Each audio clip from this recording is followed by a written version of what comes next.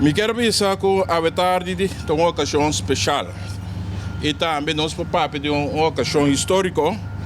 Para sombra, nós está banceira laço a trobe de hermandade com outro. E país aqui, tanto Bonaire como Corsau, sempre atrás junto com outro.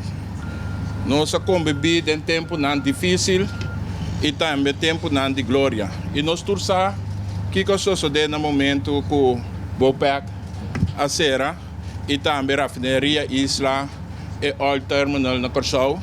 E também para colmo, depois que nós saímos o reto de Covid. Na Corsau também, KTK, mistério, toma medida não, eigenlijk, para sobrevivência de companhia e nossa passador de tempo não difícil.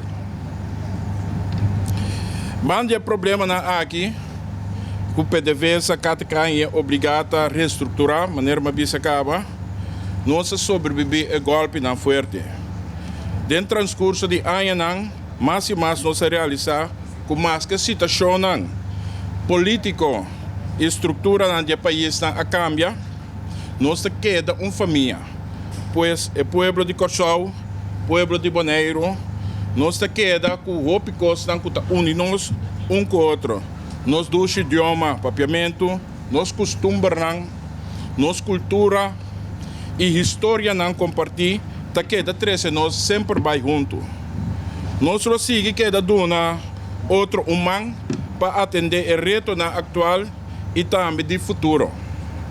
Pensei me estou contente e orgulhoso com a companhia de Tau Bonaire e com nós pabisa de companhia Tau KTK tá firma concessão para 5 anos com o Open Bar Lecham Bonaire para estacionar tugboat permanente na Bonaire para dar serviço de água de Bonaire.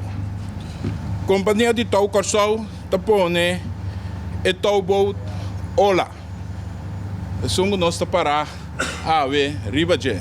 Me querer nós primeiro que tá tugboat, joia de tugboat também e nós porta orgulhoso de estar aqui. A companhia Captain Dime Deseite sungo também operar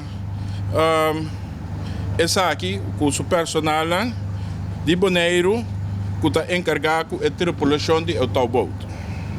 Essa aqui cria cenário, maneira de win-win. E está louco que nós estamos bogapé. Cenário que caminha tanto KTK como o Open Bar Lecham Bonaire e seu profissional marítimo de Anyanang Binideiro que está bindos delante, lo vai gostar de essa.